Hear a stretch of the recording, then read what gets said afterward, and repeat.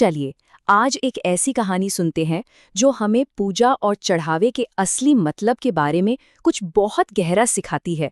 इस कहानी का नाम है इरादों की पूजा। तो इस कहानी की शुरुआत होती है एक बहुत ही बुनियादी सवाल से कि आखिर सच्ची भक्ति होती क्या है। क्या ये महंगी चीजों में है या फिर दिल की भावना में? आइए इसी सवाल का जवाब ढूंढने की कोशिश करते हैं। इस कहानी के सफर में हम सबसे पहले मिलते हैं एक बच्चे से और उसकी गहरी श्रद्धा से। ये है कृष्णा, एक छोटा सा लड़का जिसके दिल में बस एक ही धुन है। शिवरात्रि आ रही है और उसे भगवान को सबसे सुंदर भेंट चढ़ानी है। देखिए, उसके लिए ये सिर्फ एक रस्म नहीं थी, ये मौका था अपनी पूरी आस्था, अपनी पूरी शिद्दत दिखाने का। और इसी सोच के साथ कृष्णा सुबह सुबह अंधेरा छटने से पहले ही निकल पड़ता है जंगल की तरफ। जल्दबाजी बिल्कुल नहीं, बड़े इत्मीनान से एक एक पत्ते को परखता है और जो सबसे सुंदर, सबसे नायाब बेलपत्र होता है उसे चुनता है। फिर उन्हें इतने प्यार से, इतने जतन से एक कपड़े में बांधता है, मानो कोई बेशकीमती खजाना हो। लेकिन कहते हैं ना, हर कहानी में एक मोड़ जरूर आता है। और अब कृष्णा की इस नेक कोशिश में एक मायूसी भरा पल आने वाला था।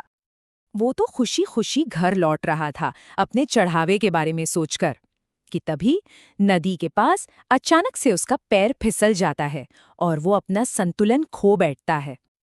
और इससे पहले कि वो कुछ समझ पाता, उसके हाथों से वो पोटली छूट जाती है सीधे नदी में।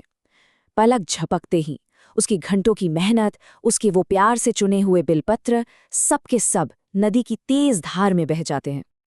कृष्णा का तो जैसे दिल ही बैठ गया, आंखों में आंसू आ गए। उसके मन में बस एक ही ख्याल था, अब मैं क्या करूंगा, क्या चढ़ाऊंगा? मेरी पूजा तो अधूरी रह गई, भगवान शिव तो मुझसे नाराज हो जाएंगे। उस मासूम बच्चे के मन का ये डर असल में उसकी गहरी आस्था ही तो दिखा रहा था। पर हर अंधेरी रात के बाद सुबह होती है ना? और कृष्णा की इस निराशा में रोशनी की किरण बनकर आता है एक नाविक, एक बहुत गहरी सीख के साथ। वो नाविक कृष्णा को किनारे पर उदास बैठे देखता है, अपनी नाव से उतरकर उसके पास जाता है और बड़े ही प्यार से पूछता है कि क्या बात है बेटा, इतने परेशान क्यों हो? कृष्णा की पूरी बात सुनने के बाद वो नाविक मुस्कुराता है और फिर वो एक ऐसी बात कहता है जो इस पूरी कहानी का दिल है। वो कहता है, बेटा याद रखना, पूजा चीजों से नहीं, इरादों से होती है। मतलब नाविक का कहना था कि वो बेलपत्र तो बस एक चीज थे, एक जरिया। असली पूजा तो वो इरादा था, वो सच्ची लगन जिसके साथ कृष्णा ने उन्हें इकट्ठा किया था। और वो लगन, वो सच्चाई, वो थोड़ी ना नदी में बही थी, वो तो अब भी कृष्णा के दिल में जिंदा थी।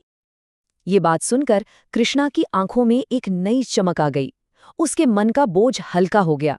उसे अब समझ आने लगा था कि चढ़ावे का असली मतलब क्या होता है। और बात सिर्फ समझाने पर ही खत्म नहीं हुई। उस नाविक ने क्या किया, पास ही में पड़े सूखे पत्तों के ढेर से 3 मामूली से पत्ते उठाए और कृष्णा के हाथ में रख दिए। देखने में वो बिल्कुल बेकार से पत्ते थे, कुछ भी खास नहीं था उनमें। कृष्णा अब सब कुछ समझ चुका था। उसने वो सूखे पत्ते लिए, मंदिर गया और पूरे विश्वास, पूरी श्रद्धा के साथ उन्हें शिवलिंग पर अर्पित कर दिया। और फिर वहां एक चमत्कार हुआ। सबने देखा कि वो सूखे बेजान से पत्ते सोने की तरह चमकने लगे, बिल्कुल ऐसे जैसे अभी अभी पेड़ से तोड़े गए हों। लेकिन ऐसा हुआ क्यों? सोचने वाली बात है। आखिर उन सूखे पत्तों में ऐसी क्या बात थी जो उन सुंदर बेलपत्रों में नहीं थी? तभी मंदिर के महंत ने कृष्णा को पास बुलाया और उससे कहा, बेटा, भगवान ने तुम्हारे पत्ते नहीं, तुम्हारी सच्चाई देखी है।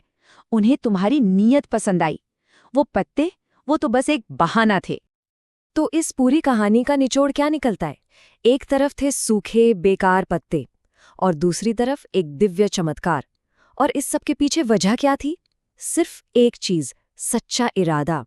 ये कहानी साफ साफ बताती है कि भावना हमेशा वस्तु से, चीज से ऊपर होती है। और ये कहानी जाते जाते हम सब के लिए एक सवाल छोड़ जाती है। अपने जीवन में, अपने रोजमर्रा के कामों में, जो भी हम करते हैं या अर्पित करते हैं, उसमें चीज कितनी मायने रखती है और इरादा कितना? ये एक ऐसी बात है जिस पर हम सबको सोचना चाहिए।